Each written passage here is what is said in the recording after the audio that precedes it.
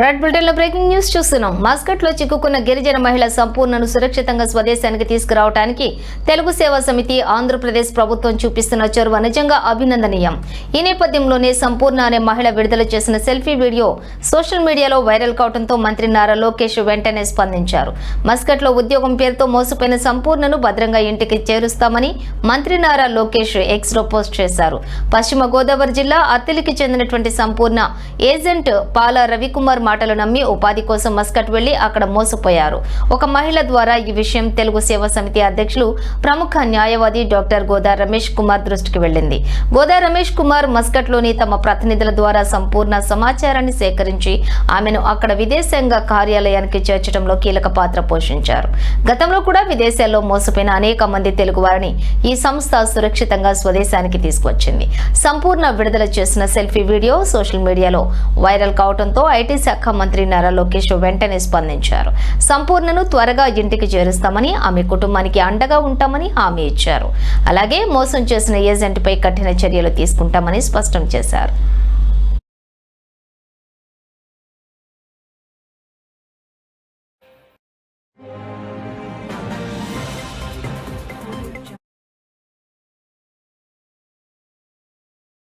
Sir గోదా రమేష్ గారు నమస్తే sir.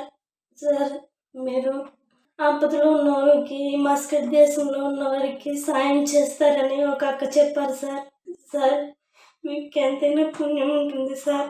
దయచేసి నన్ను మస్కట్ నుంచి ఇండియాకి రప్పించండి సార్. సార్ చంద్రబాబు నాయుడు గారు మీ నమస్తే సార్.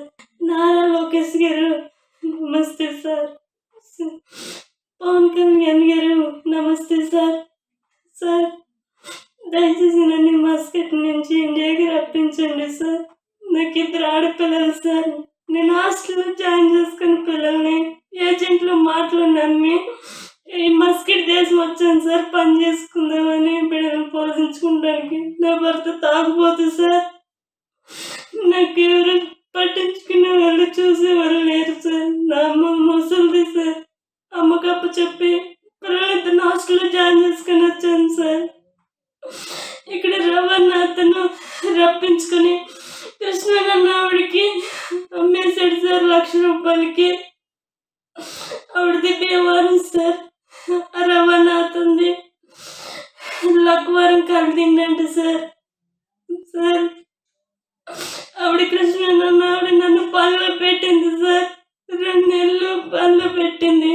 నేను ఆ ఇంట్లోనే చేసుకుంటాను ఉండొచ్చమని అడిగాను సార్. కానీ ఆ బాబాతో దెబ్బలాడి నన్ను తీసుకొచ్చేసింది సార్. బాబా డబ్బులు ఇవ్వలేదని ఆవిడకి. ఆ తర్వాత ఇంకో ఇంట్లో పెట్టింది సార్. ఆ బాబా మేడం మంచివాడు కాదు సార్. నేను ఇంట్లో పని చేయలేను. నాకు చాలా భయంగా ఉంది. నేను బతకాయ ఎంచుకోను. నేను ఉండను ఇక్కడ. నాకు ఇల్లు మార్చానంటే మార్చలేదు సార్.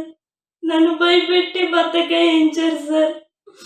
అప్పుడు తర్వాత ఇంకా ఎక్కువ టార్చర్ అయిపోయిందని నేను చచ్చిపోతాను, దయచేసి నాకు ఇల్లు మార్చండి అని అడిగాను సార్. అప్పుడు తీసుకెళ్ళి ఆవిడ ఇంట్లో పెట్టుకుంది సార్. ఇంట్లో పెట్టుకున్న రోజు తిడుతూనే ఉండేది. తిండి కాడ బట్టలు ఎత్తుకున్నప్పుడు స్నానం చేసినప్పుడు నీళ్ళ విషయంలో తిడుతూనే ఉండేది సార్. ఆ కృష్ణవేణి అన్న ఆవిడ. అలాగే 2 ఇళ్ళల్లో మళ్ళీ పెట్టింది సార్. పెడితే వాళ్ళకు కూడా 1,000 రియాలు 1,200 రియాలు అడుగుతుంటే మేము అన్ని డబ్బులకి తీసుకోము, ఈ పని మనిషిని అని చెప్పి తీసుకొచ్చి ఆవిడ దగ్గర చెప్పేసేవారు సార్. ఆవిడ తిట్టి తిండి కూడా పెట్టడానికి ఎన్నో తిట్టేది సార్. నేను ఆవిడ బాధ భరించలేక 2 లక్షలు కట్టలేక ఇండియన్ ఎంబసీకి పారిపోయి వచ్చాను సార్. ఈ ఇండియన్ ఎంబసీకి వచ్చి